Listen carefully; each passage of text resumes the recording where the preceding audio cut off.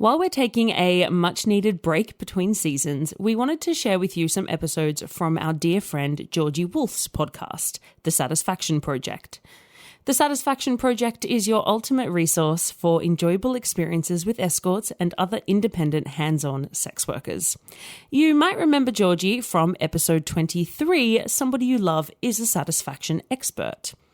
So Georgie has given us permission to share the very first episode of her podcast titled Mythbusting with Jenna Love. And yes, that is I. Georgie and I talk about a whole bunch of misconceptions around the sex industry, some of which we've also covered on Somebody You Love. You can go to satisfactionproject.com to find a plethora of resources, and you can find the other episodes of the podcast wherever you listen to podcasts. Hey, Jenna. Hi, Georgie. How you going? Yeah, I'm okay. We are actually in lockdown. So you're in New South Wales and you're in lockdown. Yep. I'm in Melbourne, Australia. I'm in lockdown. Yay. So, look, we've both been better, basically. Right. There's a lot of day drinking and Netflix going on. Yeah. I'm glad we can just do something productive by talking about something that hopefully will be kind of interesting. Yeah, absolutely. But before we get into that, there's just a few disclaimers that I need to put in before we start chatting. Firstly, we don't speak for all sex workers. This is an opinion-only zone. Second, there's no legal advice here either, so it's your job to know your local laws and follow them as well. And last, just remember that everyone does things their own way, so no matter what we say, please follow your escort's advice. And I've kind of got an extra little disclaimer for this episode too, and it is actually the first episode. I forgot to say that. I just plunged straight into it, but what the hell? Yeah, get in head first. Right. And this applies to all episodes, but particularly to this one, because we're talking about myth busting today, and I just don't want anyone who's listening to feel like we're giving you a hard time if some of these myths are stuff that you that you thought were true. Because basically, and we'll get into this, but there's a lot of really crappy ideas about sex work that we see in the media and stuff like that. If you pick up a few ideas that aren't strictly correct, it's probably not your fault. So I just want to make that super clear before we start talking about this stuff. If we ended up talking about something and busting a myth that maybe you hold, we're not trying to give you a hard time. We're just trying to, give you better information. And we may well have believed some of those things ourselves before we got into the industry. I did. There you go. So yeah, we're not perfect, and we don't expect anyone else to be either. Exactly right. And this is why we talk about this shit. I also swear a lot too, for fifth disclaimer. Me too. Fantastic. I knew there's a reason we get along well. Yeah. So look, the whole point of this episode is for us to maybe kind of bring up the myths around sex work that we think clients might struggle with. But before we start talking about that, can you tell us a little bit about yourself, Jenna, and what you do? Because you do a lot of stuff. I do a lot. That's true. But my main job and the way I kind of identify myself is as a full service sex worker. Mm-hmm. And I like to explain that as meaning that I do the sex for the cash. I also create online content, which basically I make porn.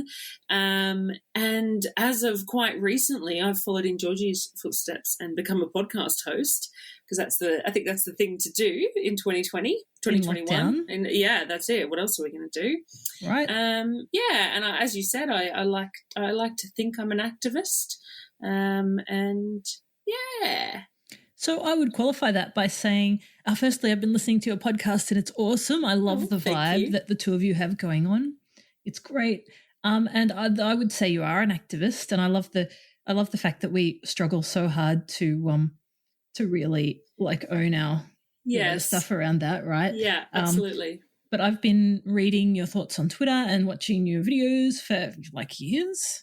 And yeah, Jenna is one of the best sources of good sort of humorous and realistic kind of advice about the sex industry. Oh, thank you. That's nice to hear. Yeah, it is a tough one to own, because you don't want to put yourself out there and say, I'm the voice that should be listened to or whatever, because as we know that there are so many different voices and they all need to be listened to. But I do I do what I can, and it's something I'm passionate about. So yeah. And we should all be listened to, but of course our opinions are our own, our experiences are our own, but that doesn't mean you can't be an awesome activist by sharing your experiences and your your perspective. So I think it's absolutely kind of agreed. Sorry, I had to call you on that one because I do it to myself all the time. Oh, I guess I'm a writer. I know. I saw your face as soon as I said it, and I was like, "Oh, I should have just done it." And yes, you are a writer. You are I think of you, and you're a writer. But it's tough. Yeah. Right now, I'm going for semi-professional PlayStation games player, but hey. Yeah, I'm working on cataloguing the Netflix catalog. I'm sort of a librarian of Netflix reviewer. Very important in these times. Yeah. So what I'm hoping is that maybe we can swap a few of our least favorite kind of sex work myths, and I'm hoping to really kind of unpack why some of this stuff might suck if you're a client and you believe this stuff, how that could kind of mess with your experience if you're thinking of seeing a sex worker. I've got a little list here of the ones that I particularly hate, and I imagine you probably do as well. Yep. I mean, I've got a very long list, but I think we'll just touch on a couple today. Yeah, this is a short podcast, but let's have a play with it. So, what do you reckon? Would you like to go first? What's your number one, or what's the first myth about sex workers or about escorts that comes to mind for you that just makes you go, "Oh my God"? I think the number one for me is the idea that you don't kiss or you don't go down on escorts or sex workers. And now to say that, it's not that there are some sex workers who don't allow kissing or don't allow you to go down on them. Certainly everybody in the industry and everybody in the world has their own boundaries and things that they're comfortable doing and not comfortable doing. But I hear a lot this, you don't kiss, generally they use the P word, but you don't kiss sex workers. And I just think it is so, it really upsets me because I think it comes from this place of thinking that our clients don't treat us as humans, and that our clients, I think it sort of suggests that what happens in the bookings and what people are looking for out of a booking is just penis in vagina, which no intimacy. And of course, as you know, we have plenty of clients who either don't have penises or don't who maybe have penises, but they don't work like they would like them to, or they're not interested in using them or whatever. So that alone doesn't even make sense. And it just suggests that it makes me think that there's this perception that we are blow-up dolls, and that somebody is coming to us just to have a very disconnected sexual experience. Yes. The vibe I get from this is a sex worker won't kiss you because they really think you're gross, and it's a very, there's no intimacy and no connection. It's a very physical act where they'll be looking away and trying to pretend you're not there. It's really, the feeling I get is really icky. Yeah, it's not nice. And I think, you've hit on something there where the idea of that kissing automatically means that it means something more. Right. Whereas kissing is just another one of the physical acts that we can do that feels nice. And as I said, plenty of escorts don't want to kiss and plenty of clients don't want to kiss, and there's absolutely nothing wrong with that. But it doesn't make the sex less intimate. You could be doing other very intimate things. Absolutely. So, that one really gets to me, particularly because I adore kissing, and a lot of the bookings that I have are incredibly intimate and involve a lot of, passion. It's very unusual for a client not to go down on me, frankly. And I think that surprises a lot of people who don't have experience in the industry. This really ties into a myth that I particularly don't like, which is that sex with escorts or sex with sex workers is recreational, that it's not like real sex, that it's kind of just for fun. It's kind of this idea that we have loving, caring, connected, intimate sex with our romantic partners. And then if we hook up with someone or if we have sex with a sex worker, it's really mechanical and there's no feelings. And it feels like not kissing is part of the sign that there's no feelings and you're not really into each other. Yeah, I love that. That's not how it goes. Sex always involves a degree of connection, because if you weren't interested in connecting with the person in some way, you would go, you'd go spend your grand on one of those realistic love dolls, or you'd, have a wank or whatever, right? Exactly. Yeah, you'd do it for free because you can have an orgasm at home. That's fine. it's about getting the other person involved, which means by definition, it's not just about the mechanics. It's not just about treating someone like an object. Unless that's your kink, and that's totally cool too. But yeah, and I know that there are some sex workers who do really separate things like that, and there may be some clients who do that as well, who have their personal partners, and that's very, very different to their bookings. Different type of sex, yeah. Yeah, and that's there's nothing wrong with having that separation. But I agree with you. Like for me, it's much more on a case-by-case basis. And there are clients that I will really connect with and have more of an intimate experience with. And there are times when my sex at home is more functional. You know, I've been married 12 years. So sometimes, you know, we don't have that much intimacy. And of course, often we do. But it's not, I can't really separate the two as distinctly as that. It's good to not go to extremes. It shouldn't be a false binary, like, you know. But I do think that even if you're not having romantic sex with someone, you're still connecting with them as a person. So there's still a degree of intimacy. Even if you're having full porno sex, there's still intimacy there. Yeah, absolutely. Romance and intimacy are not necessarily the same thing. Right. So you're actually, you know, this whole a sex worker won't kiss you because it's really just about you getting to stick your dick in something if you're a bloke or a person with a dick. You know, that's not quite right, you know? Yeah, absolutely. Yeah. It just isn't. And as you and I know, that's not reflective of our experiences. That's not actually what happens. And I find so many clients are really are looking for so much more than that. They're looking for a connection with another human being, and that connection can take all sorts of forms and shapes. But it's just, yeah, it's also, well, all the misconceptions tie into one, don't they? Because the other one is that we're selling our bodies.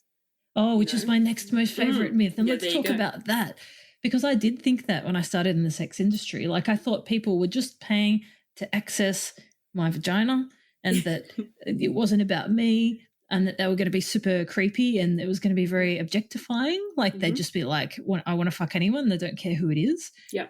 But it's completely the opposite. They do care. In my experience, and this was brothel work I started off in, so I was meeting a lot of people, and then they'd pick the person they wanted to see.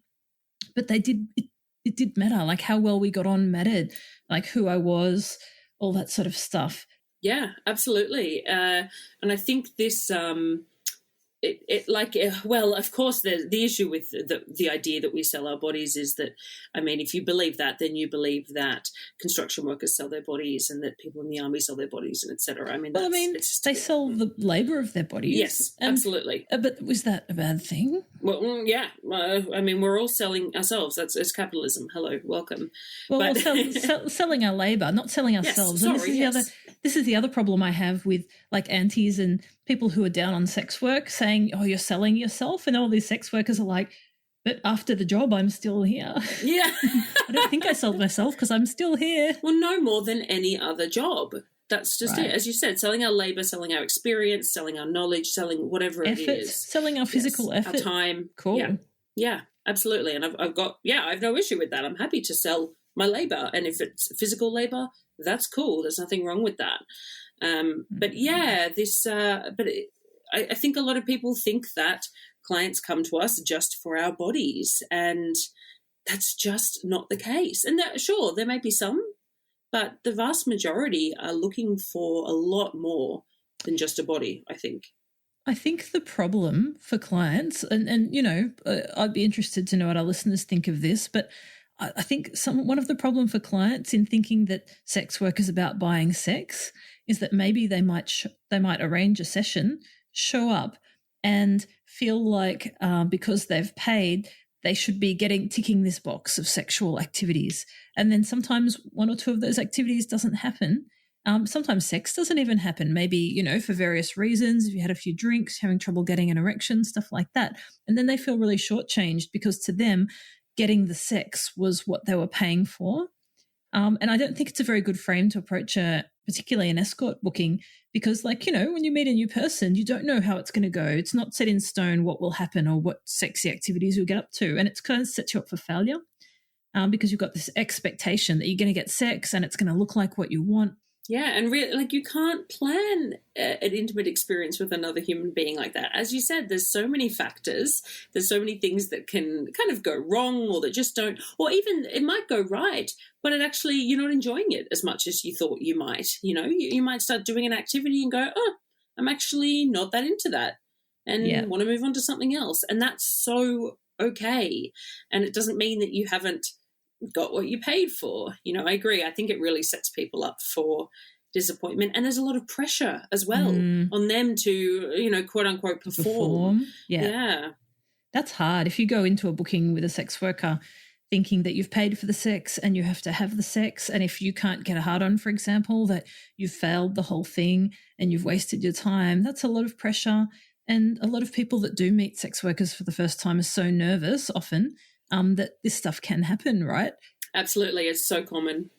Yeah. So putting all that pressure on yourself to do the sex in a particular way, and that you have to come or that they have to come, is just, it's unnecessary, when really the goal is actually just to enjoy yourself in whatever way feels right at the time, you know? Yeah, absolutely. Just to have an experience with another person. Yeah, whatever that may be. And if there's an orgasm involved, awesome. If there's cuddling involved, awesome. If there's some kind of catharsis, whether it be physical or emotional or mental, then bloody brilliant. But sort of none of that is a guarantee. You might just have a really awesome conversation. Yeah, I've had some fantastic conversations, and yeah, I think that's, like, I love the term sex work, and I fully embrace that term, and I love calling it what it is. But sometimes that can be a little bit confusing because it isn't always, well, I think it is always connected to that. But when people think of sex, they think of a specific thing. Yes. And sex is a lot broader. It's a lot broader than just PIV or just orgasms. You know, conversation can be sex for me. You know, flirting is sex for me. All sorts of, I don't like the term foreplay because it implies there's foreplay and then there's sex. I'm like, no, it's all the sex. Yes, I feel the same. I've never liked that term. It's like we have this thing beforehand and then we transition to the sex part, and I've never felt that way. That's never been the experience that I've had. We're just having a good time together. Yeah, and in fact, having you know, PIV sex nonstop for 30 minutes actually isn't that much fun. You want to be doing all the other things, the cuddling and the kissing and the touching and the making out. They should all be part of the sex. It's not like you tick those boxes and then jump straight into the jackhammer stuff. Yeah, absolutely.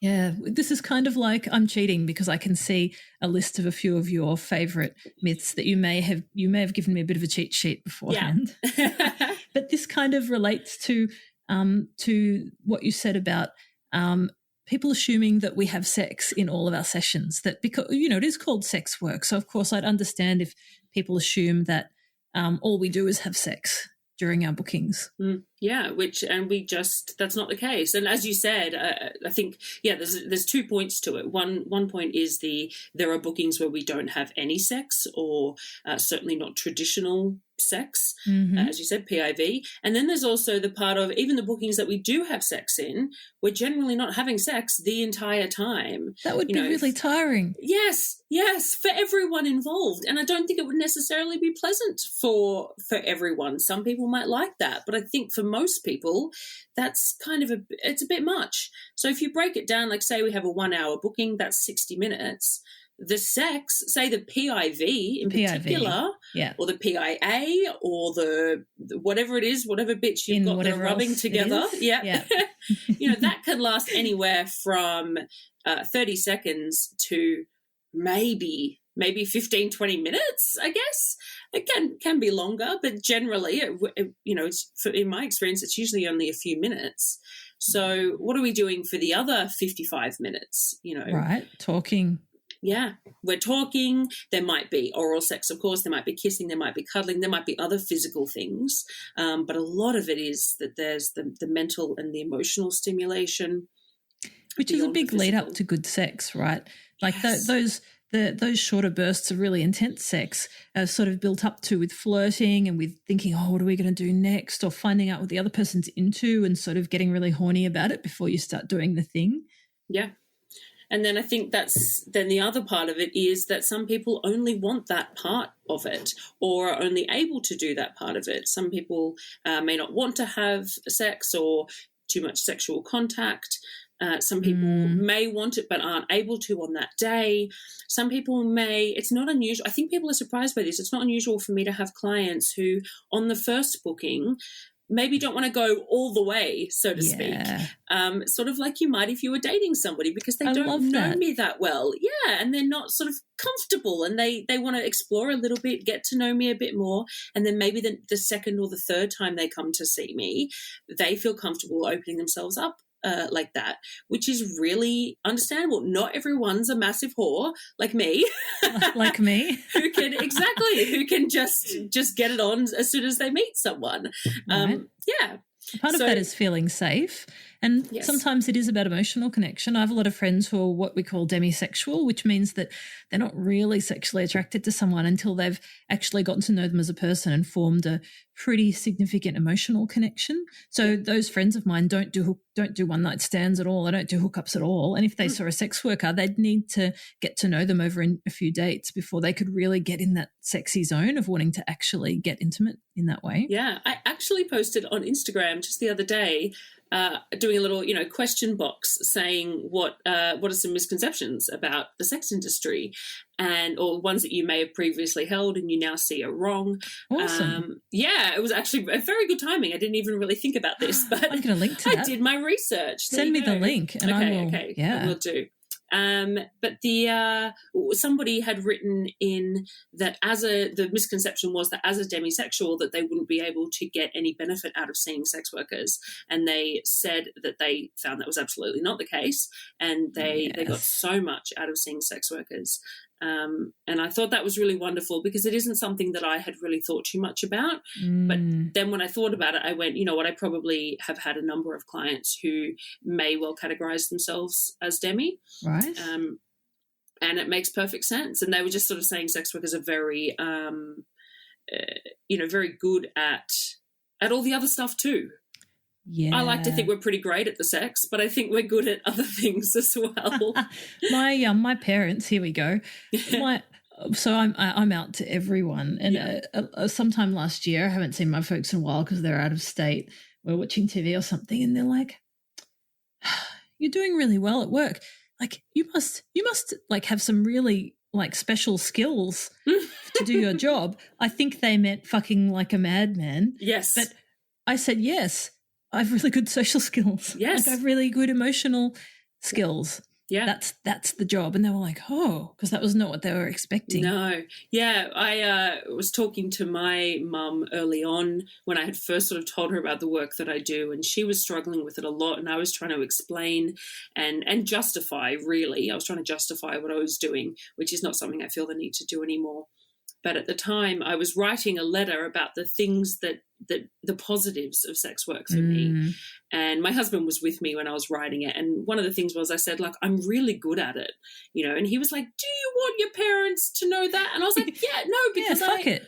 I am really good at it. It doesn't mean that I'm excellent in bed, even though I think that I am. But being excellent in bed is a fucking great skill. It is a bloody great skill. But it also means having good interpersonal skills, being good at listening and communicating and holding space. Exactly. And creating a safe space and holding someone's vulnerability and allowing them to be themselves. And they're huge skills. How did that go? How did the list go? Can I ask? Actually, I used to have the list up on my website. I think I've taken it down now because I gave up on the idea of blogging because unlike you, I'm not a writer. But I don't know. No, it's debatable. It is. I prefer the talking. That's all. I discovered I like to get my message across vocally rather than written. But look, I don't know if she responded directly to that list. But it's been a few years now, and, she's come a really, really, really long way. It hasn't been easy on them. I take my hat off to them for sort of, coming on the journey with me and getting to a point where, my parents for 18 months ago for Christmas, they bought me a painting, a red umbrella painting, which broke me down. And they're not, they're of that generation. They're not amazing at communicating. So we haven't really spoken about it. But that was a real sign to me that awesome. I mean, that was a huge gesture. So we're in a pretty good place. My mother now sometimes shouts at the television when news items come on, and what she shouts is, "Don't you talk about prostitutes in that way?" And then I have to go, "Mum, I love where you're coming from, but it's sex worker." Yeah. Oh, that's lovely. But it's about the intent, isn't it? Right. And she Bless her. Yeah. Bless her. Yeah. This kind of, oh no, I've lost it. This really reminded me of another myth that was not on the list. But it's gone. That we are unskilled, perhaps? That we have no other... I think I was going to talk about, how sometimes when people bring up sex work, when I bring up sex work around non-workers, and like they want to be supportive, so they say, and I understand that it's not all about the sex. Like, sometimes it's just about companionship. And they're right. And this is literally what we just talked about, right? But I kind of also feel like they're saying, sex work is okay because it's about more than just the sex. Yes, they're justifying it. They're justifying it by saying it's okay, we're going to devalue the sex and value the emotional stuff that you do. And it's very important to acknowledge the emotional work we do. I think it's the biggest part of the job. But I also think there's nothing wrong with sex, and sex is awesome, and that if we want a service that involves sexual activities, like that's a thing that we should all be able to go and do. Absolutely. Like we shouldn't try and justify sex work by saying, there's a lot of it's mostly about companionship. The same way we shouldn't justify sex work by saying, I bet you see a lot of people with disabilities and stuff. Good on you. That's great. Like, it's okay for everyone to see a sex worker. You don't have to be some sort of special case. People who have a disability are absolutely entitled to see a sex worker, but regular people are too. There's nothing wrong with sex. Yeah, I mean, we're not a charity. We don't need to be compared to that to justify, because that's not what we are. We're, it's work. And we don't have to kind of bury the sex bit under the rug and talk up the other stuff, like the fact that we see people with a disability, or the fact that we do a lot of companionship stuff. Like we should be able to talk about all of these things, and they're all equally legitimate. So I feel like that happens a bit sometimes too, that people will try and push the sex stuff out of the frame a bit so they can feel better about sex work. But no, sex happens and sex is okay. As much as I'm focusing on the all the other skills, there is that skill as well. When I have a half-hour booking, which I quite enjoy, there's a place for all of them in my life, I also have the skill at getting down and dirty very quickly and achieving that task, and I feel quite accomplished at the end of those bookings. And that's, you compare that to an overnight where there's a lot of the companionship and all of that, and both of those are skills that I believe that I have. Super valid. And that I like putting to work, and there's a place for all of them. And having great emotional skills is an amazing skill, which many or most of us have. And having great sex skills is also a really, really worthy and awesome skill that can improve everyone's quality of life. Absolutely. They're all valid. Yeah. Yeah, and I think that actually I'm having a little sneak peek at your list now. It's all right. I cheated, so you're allowed to cheat. I figured I could pay you back with that one, which it almost comes I don't know if it connects to this, but I was just thinking about how we can also have really wonderful sexual experiences with our clients. Like, it's not the clients, hopefully, obviously, are having good sexual experiences, but a lot of the time we can as well. And I think there's this myth that we can't enjoy the sex that we have at work. That sex workers hate the sex. That we hate the sex, that we hate men, perhaps, that we hate our clients, and that our clients aren't maybe nice to us. I think there's all sorts of things around that. And I actually think there's quite a lot of stigma out there around being a client to an extent, even though it's been represented in media since the beginning of time. I think that I find particularly amongst my lefty friends, when I will say, hey, I'm a sex worker, they'll go, the response is kind of like, oh, you do you, girl, respect, woo, do the hustle. There's all that sort of rhetoric around but it. Fuck those clients. Exactly. That's the follow-up. The follow-up is, but what aren't the... No, I hate it. And the follow-up to that is, but aren't the guys gross? And of course it's always guys, because no one ever, they always forget that there are people other than men who book sex workers. Right. But that's their response. And it's just... And that, I think, is one that obviously does harm clients. And I think it also puts them in a position. And, yeah, exactly. That's just it. I think it harms all of us. And it can put clients in a position where they're not actually putting their best foot forward because they're thinking, well, I'm just this gross creep who's desperate or, whatever. And I'm having – I had a booking once where most of the booking was spent – with this guy talking about how he had hit rock bottom having to hire a sex worker. Oh, God, the poor bastard. Oh, I know. And exactly. And I was just sitting there going, oh, thanks. Oh, it must be really tough for you having to be here with me. It was so unpleasant. That was one of my worst bookings, I would say, because he was just sitting there talking about how this was the bottom for him. And I was like, well, I'm sorry I had to be here for Glad I could help you experience rock bottom, mate. Yeah. The thing is, it's kind of funny and it's also terrible for you. And then reading between the lines of how they must feel about themselves in their own head, I'm just like, mate, you don't have to do that. You don't have to do that to yourself. I had someone write in via my anonymous question form recently, and it was something along the lines of, how do we get over the fact that, the sex workers we see probably just hate us and look down on us so much? And it's like, oh, dude, you're projecting, because we do not. This is it's kind of like they're saying how they feel about themselves, right? Imagine going into a booking being convinced that the person you're with thinks you're gross or creepy or hates you. It's not a good position to have fun in at all. Not at all, yes. And it's quite self-defeating, because if anything, you're more likely to come out of it not feeling great about yourself, because that's what, And I know, gosh, we can't solve the problems of people having self-esteem issues and lacking confidence. I'm trying. We can try. We can absolutely try, and we should try. Oh, just knocked my microphone. Sorry. That's all right. I just screamed into my microphone. Okay. Enthusiasm. Yeah, I'm a gesticulator, so I get a bit wild sometimes. But yeah, it's just not true. We see such a wide range of people from all walks of life, and generally, and I'm coming from a place of privilege to an extent, of course, saying this, but generally my clients treat me so well, and I genuinely think that they are good people. I think sex workers, we really have the ability to see the good in people, even if it maybe isn't apparent right up front. We're good at finding that in people.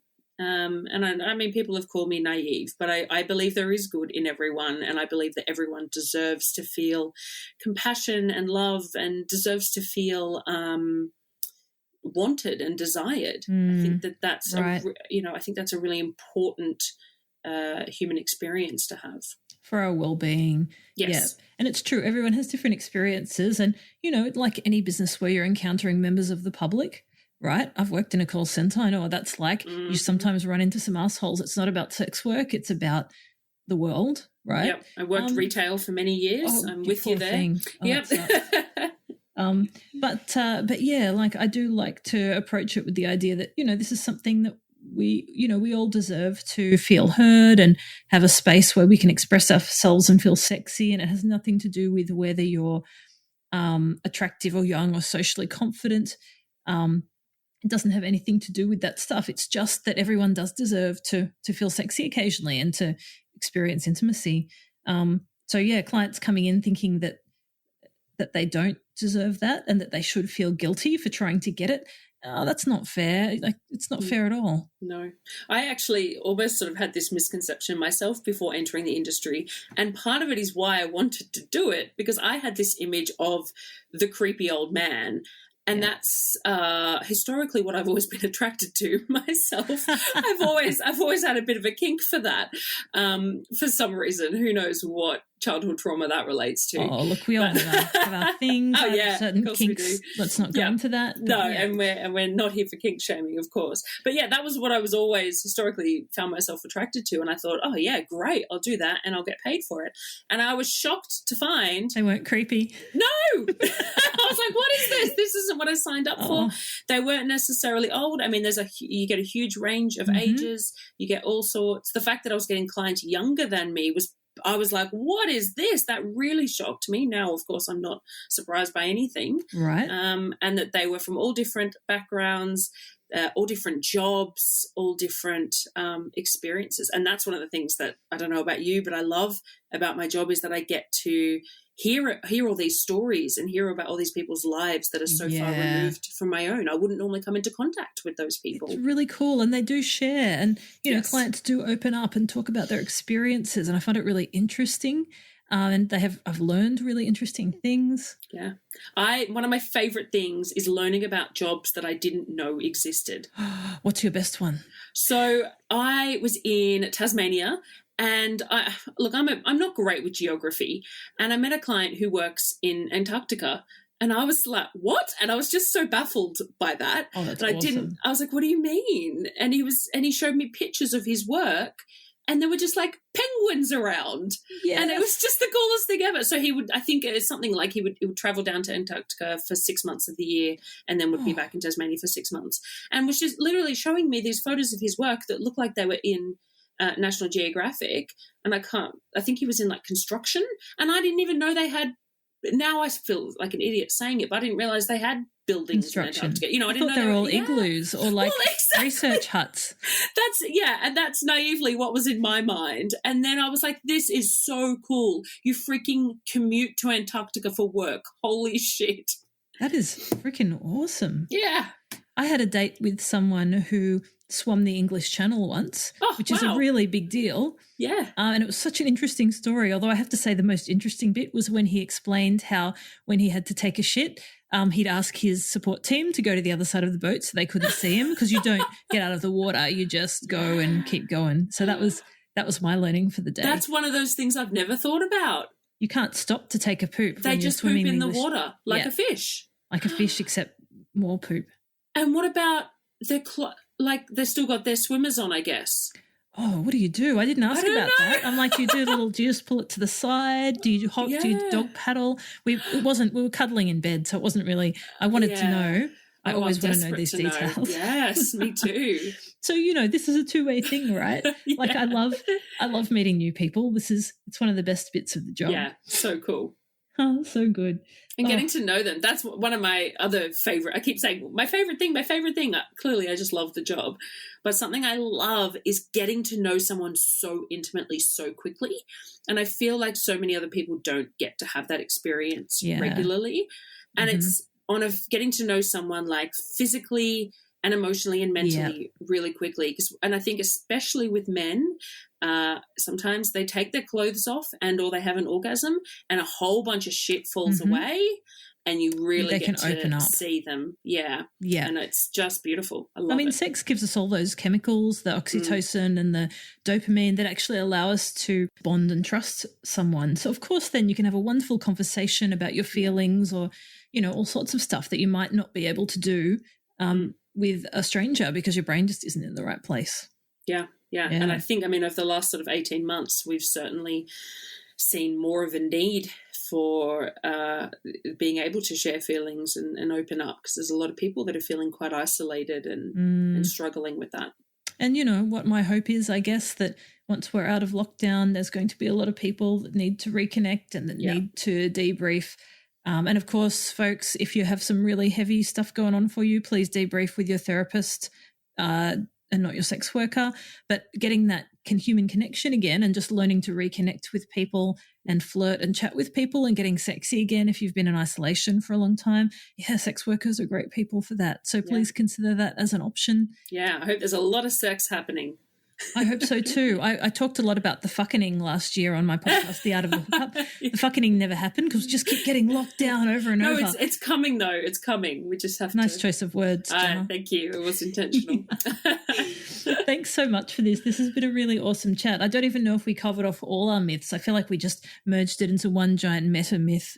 Yeah, sort of, which is the myth. Oh, I don't know what you'd title it, but just we're just trying to demystify it in general, aren't we? What it's like, man. Yeah. What it's like. Yeah. Yeah. Clients are great. We love them. Yeah. Thanks for booking us. Let's have good times together. And let's do it again quickly as soon as we're allowed to leave the house. Exactly. Yep. So I imagine that folks might want to have a look at your other stuff. Can you tell us what else is going on for you and where we can find your podcast, your other work? I would love that. So my podcast is called Somebody You Love. I shouldn't say my podcast. I host it with a friend of mine, Holly Hart, who's another full-service sex worker.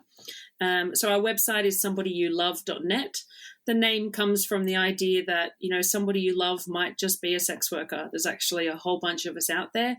And it kind of extends that somebody you love might be a client, somebody you love might be an ally. Like we're just, the sex industry is out there. You might love your sex worker, in which case come and check out some of the articles on my site because we do need to talk about that. Yes, we do. It's okay, but we need to talk about it.